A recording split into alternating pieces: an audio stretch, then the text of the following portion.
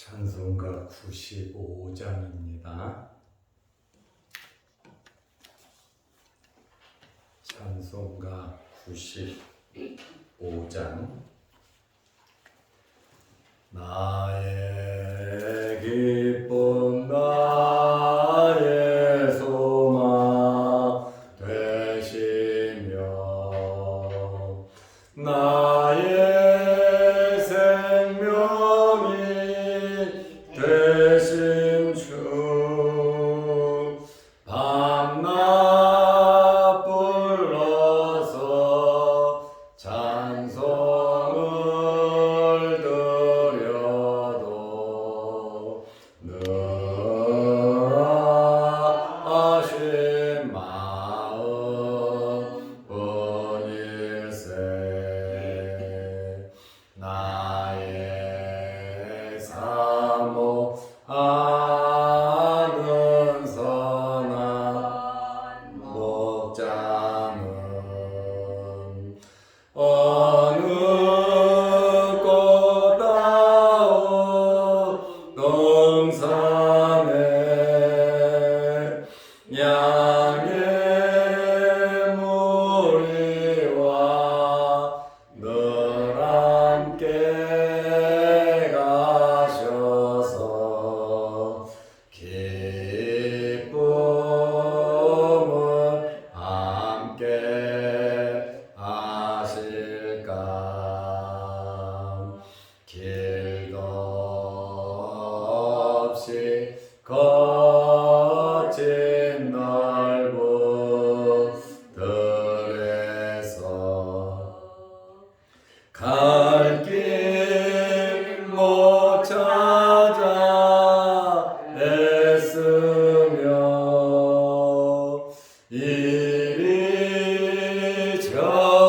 이리저리로 헤매는 내 모양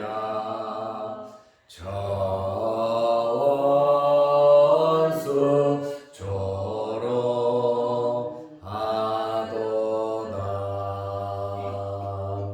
주의 자비롭고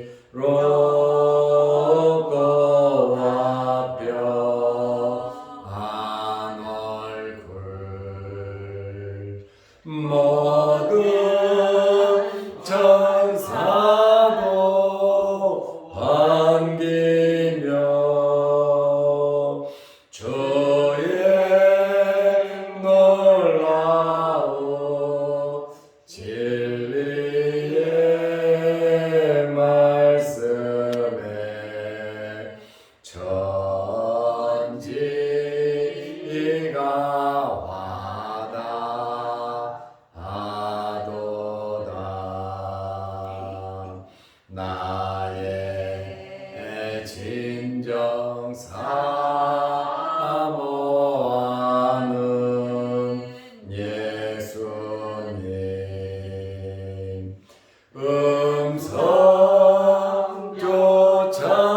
음성조차도 반갑고 나의 생명과 나의 참 소망은 오직 주 예수 뿐일세.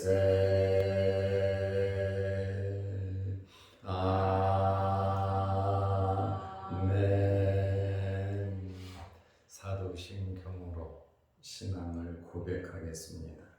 전능하사 천지를 만드신 하나님 아버지를 내가 믿사오며 그 외의 아들 우리 주 예수 그리스도를 믿사오니 이는 성령을 잉태하사 동정녀 마리아에게 나시고 본디오 빌라도에게 고난을 받으사 십자가에 못 박혀 죽으시고 장사한 지 사흘 만에 죽은 자 가운데서 다시 살아나시며 하늘에 오르사 전능하신 하나님 우편에 앉아 계시다가 저리로서 산자와 죽은 자를 심판하러 오시리라. 싸우며 거룩한 공회와 성도가 서로 교통하는 것과 죄를 사하여 주시는 것과 몸이 다시 사는 것과 영원히 사는 것을 믿사옵나이다. 아멘. 하나님의 말씀 마가복음 11장 7절에서 10절 말씀까지 보겠습니다. 나귀 새끼를 예수께로 끌고 와서 자기들의 겉옷을 그 위에 얹어 놓음에 예수께서 타시니 많은 사람들은 자기들의 겉옷을 또 다른 이들은 들에서 벤 나뭇가지를 길에 펴며 앞에서 가고 뒤에서 따르는 자들이 소리 지르되 호산나 찬송하리로다. 주의 이름으로 오시는 이여 찬송하리로다. 오는 우리 조상 다윗의 나라여 가장 높은 곳에서 호산나 하더라. 아멘. 10절 말씀까지 보았습니다. 예수님께서 어린 나귀를 타고 예루살렘에 입성하신 것은 구약 성경에 이미 예언된 대로 예수님께서 실천을 하셨습니다. 마태는 유대인들을 위해서 마태복음을 기록했습니다. 물론 모든 사람들이 다 성경을 보지만 마태는 유대인들을 상대로 주로 이 복음서를 기록하기 때문에 구약에 대한 예언이 굉장히 많이 들어 있습니다. 마태복음 21장 4절 똑같은 마가복음과 같은 내용의 그 성경 말씀인데 이는 선지자를 통하여 하신 말씀을 이루려 하심이라. 일러스되 하고 스가랴 9장 9절의 말씀을 이야기했습니다. 마태는 예수님께서 나귀 타고 예루살렘에 입성하신 것은 구약에 예언된 것이고 예수님께서 그것을 성취하셨음을, 예수님께서 구약에 예언된 메시아임을 유대인들에게 알려주고 있습니다. 예수님께서 나귀를 타고 예루살렘에 입성하신 것은 예수님 자신의 판단이나 예수님의 의지를 이루신 것이 아니라 하나님의 말씀, 하나님의 뜻을 이루시기 위해서 나귀를 타고 예루살렘에 입성하셨어요. 말씀은, 예언은 그대로 이루어진다라고 하는 사실을 예수님께서 친히 증거하고 계십니다. 두 명의 제자가 예수님의 말씀을 듣고 아마 두 명의 제자들도 반신반의했을 거예요. 건너편 마을에 가면 나귀 새끼가 있는데 그거 풀어와라. 만약 누가 뭐라 그러면 주가 쓰시겠다라고 하라. 그리하면 즉시 줄 것이다. 이렇게 주님 말씀하셨는데 두 명의 제자가 사명을 가지고 건너편 마을로 갔지요. 그리고 예수님 말씀대로 순종해서 나귀를 끌고 왔다. 그 말입니다. 제자들 또한 얼마나 흥분되고 놀랐겠습니까?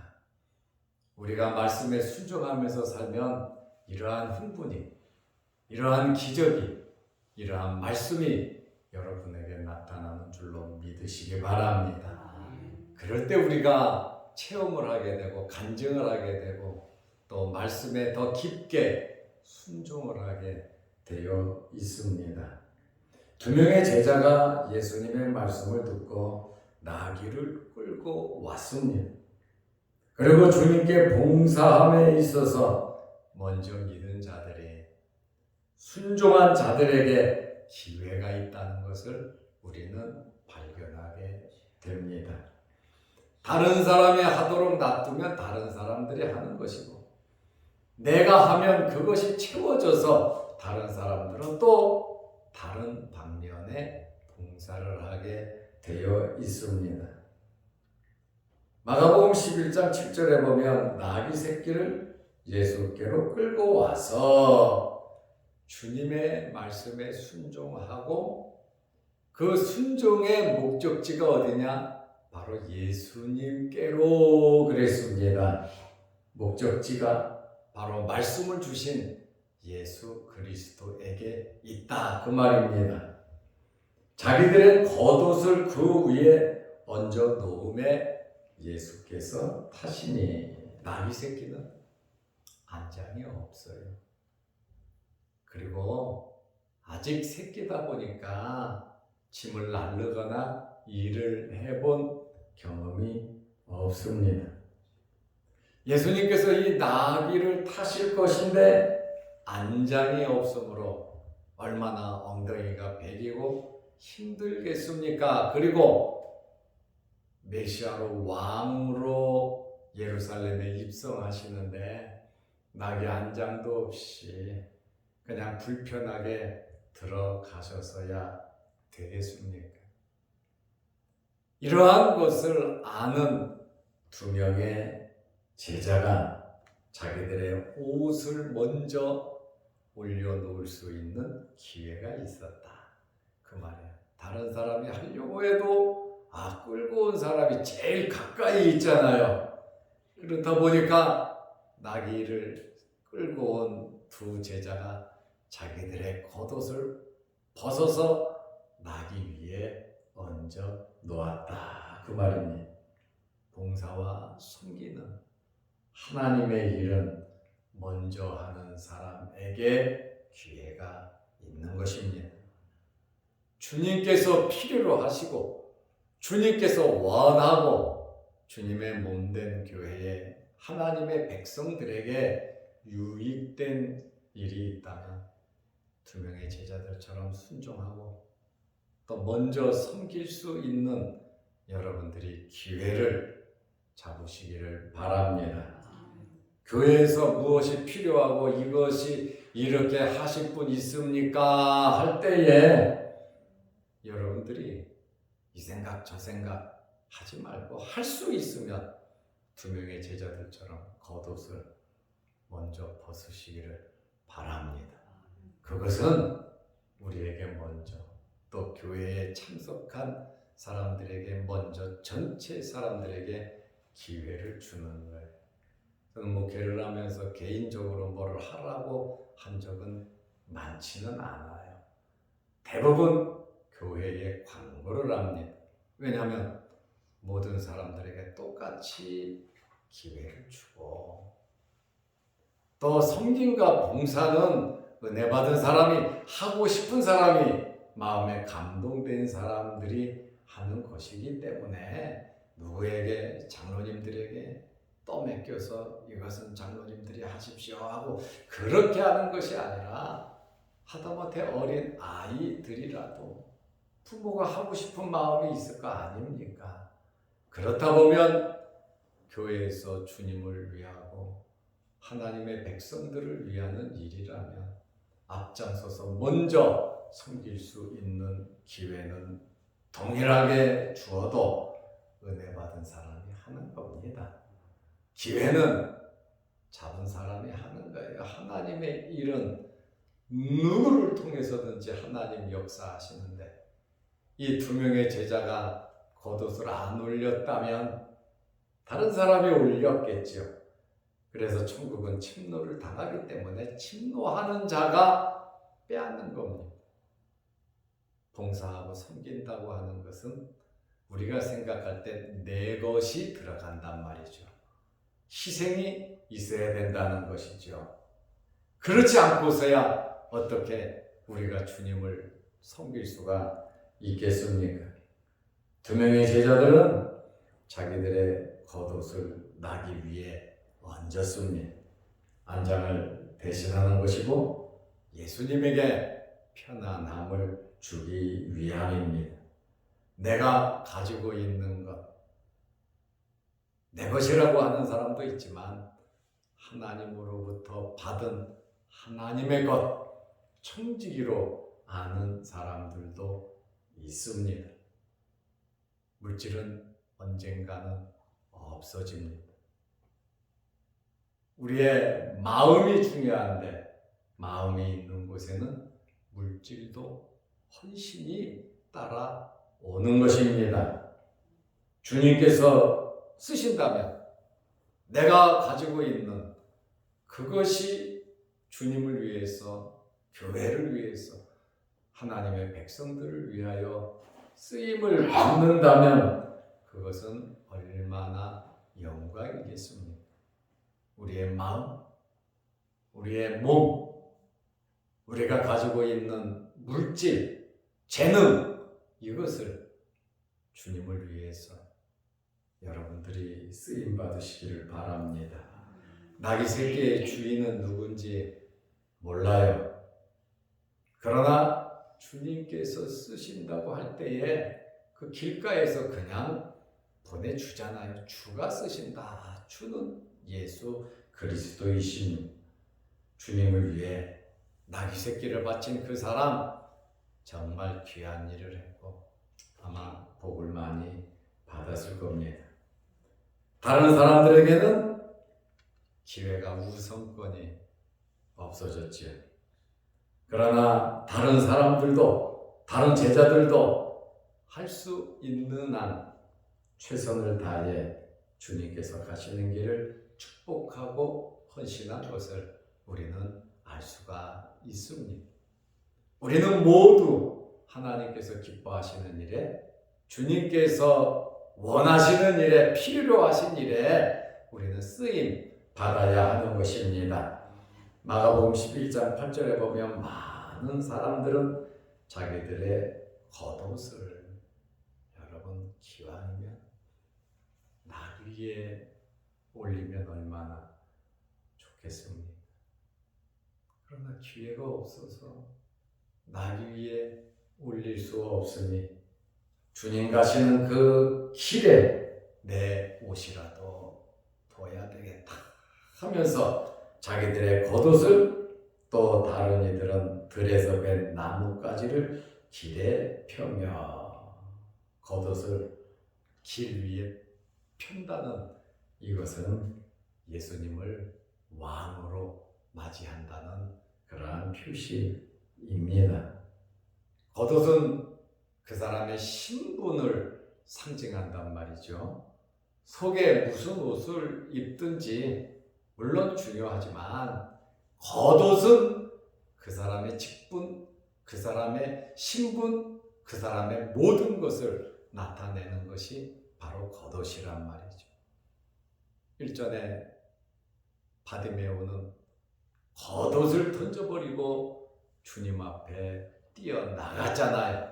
맹인이지만 바로 이 겉옷이라고 하는 것은 그 사람의 모든 것을 가르치는데, 내 겉옷을 벗어서 나귀 위에 올려놓는다, 내 겉옷을 벗어서 길 위에 편다, 양탄자를 착 깔듯이 왕이 올라가는데 왕이 성으로 들어가시는데 어떻게 맨 땅을 밟게 할 수 있냐?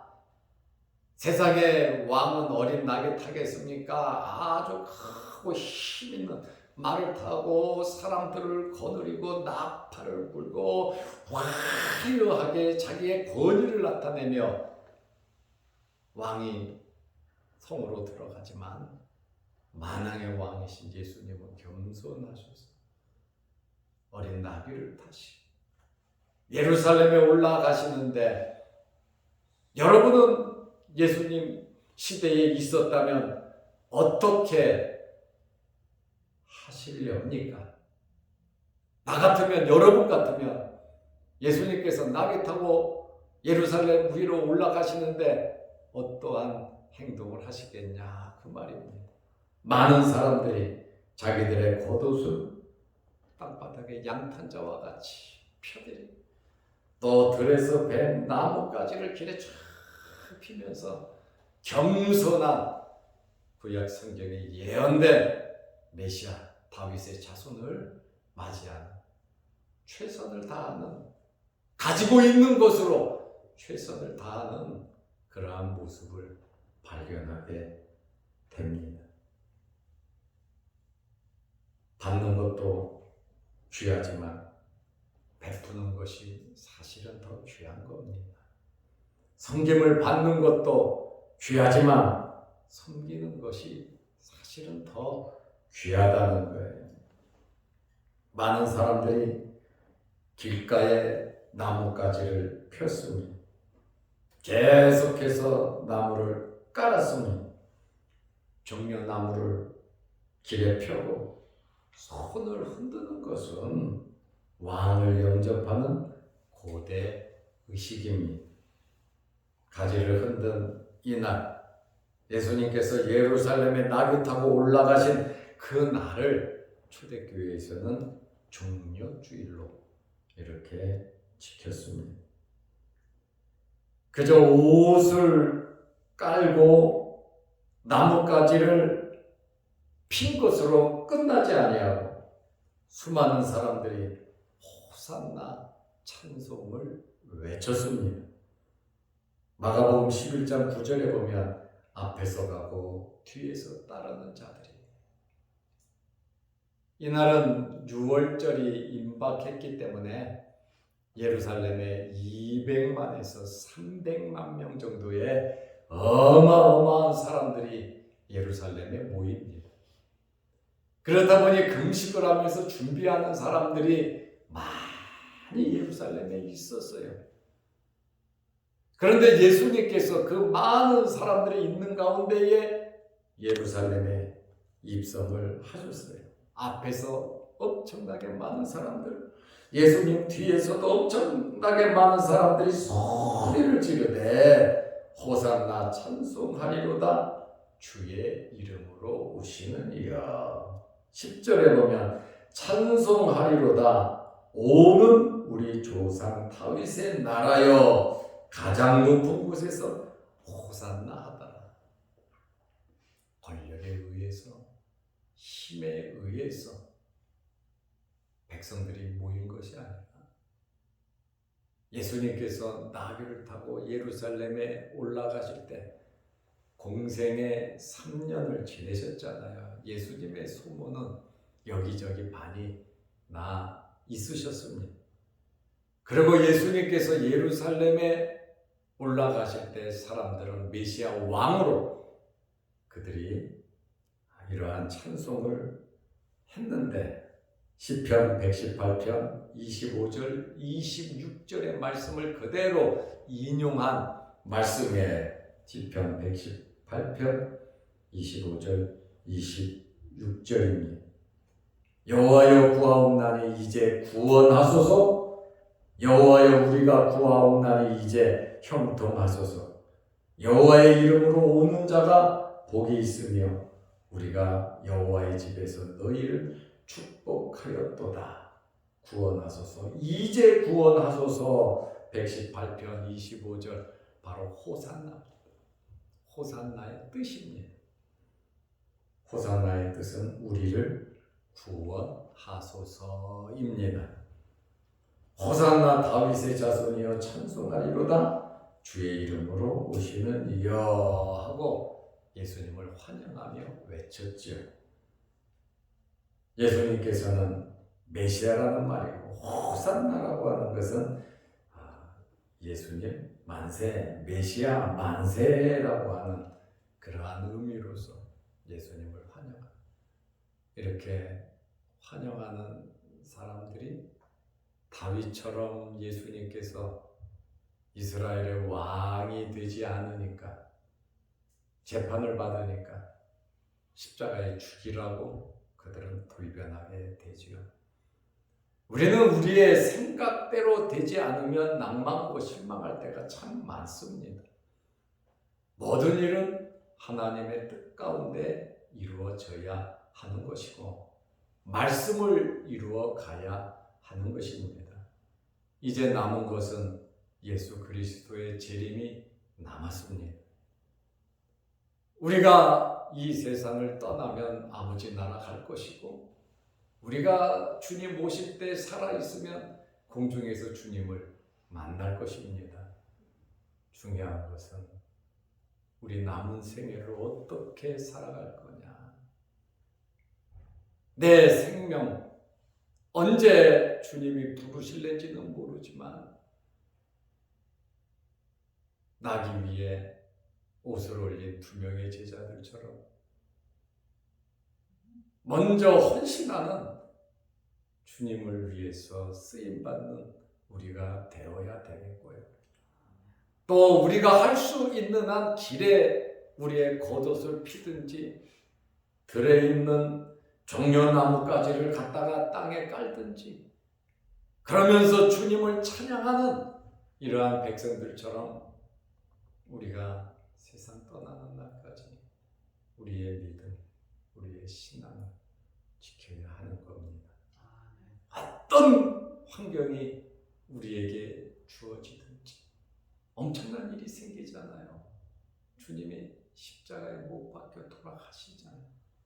그런 일들이 있다 할지라도 다들 예수님을 잡아 죽이라 할지라도 갈릴리에서부터 따라온 여인들처럼 예수님을 떠나지 않고 예수님을 버리지 않고 우리의 순전함을 지키면서 우리의 믿음을 우리는 지켜야 하는 것입니다.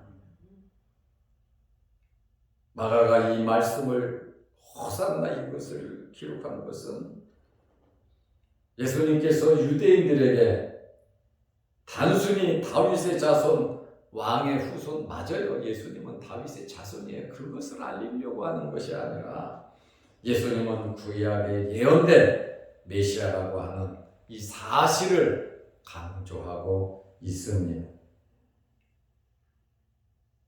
우리는 어떤 상황이 우리 앞에 놓이든지 주님께서 필요로 하실 때, 주님께서 원하실 때 주님을 위해서 내가 여기 있나이다 하며 헌신할 수 있는 저와 여러분들이 되시기를 바랍니다. 기도하겠습니다. 하나님 아버지, 두 명의 제자들에게 우선권이 주어진 것처럼 우리가 주님을 열심히 섬기면서 우리의 영적인 눈이 열려서 주님께서 필요로 하신 그러한 일들에 앞장서서 주를 섬기게 하여 주옵소서. 다른 제자들과 또 다른 사람들은 많은 사람들이 자기들의 겉옷을 땅바닥에 펼쳤어요.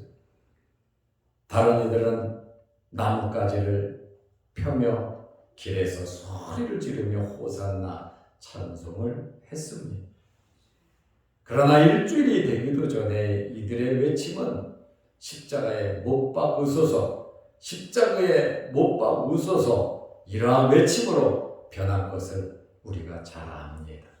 하나님, 우리의 삶이 이랬다 저랬다 하는 삶이 아니고 언제나 변함없이 주님의 말씀을 붙잡고 주님의 말씀에 순종하고 주님의 말씀대로 살아가며 내가 먼저 하나님께서 기뻐하시는 일, 하나님의 나라와 의를 위하여 힘쓰고 애쓰는 저희들이 되게 하옵소서. 오늘도 이 새벽에 주의 전에 나와 머리 숙여 기도합니다. 하늘문 열리게 하시고 우리의 기도 제목마다 응답하여 주옵소서. 영상 유튜브를 보며 함께 은혜를 나누는 성도들에게도 크신 은혜와 복을 내려 주옵소서. 예수님의 이름으로 기도드리옵나이다. 아멘. 하늘에 계신 우리 아버지여, 이름이 거룩히 여김을 받으시오며 나라의 마옵시며 뜻이 하늘에서 이룬 것 같이 땅에서도 이루어지이다. 오늘날 우리에게 일용할 양식을 주옵시고 우리가 우리에게 죄 지은 자를 사하여 준 것 같이 우리 죄를 사하여 주옵시고 우리를 시험에 들게 하지 마옵시고 다만 악에서 구하옵소서. 대개의 나라와 권세와 영광이 아버지께 영원히 쌓옵나이다. 아멘. 자유롭게 기도하시기 바랍니다.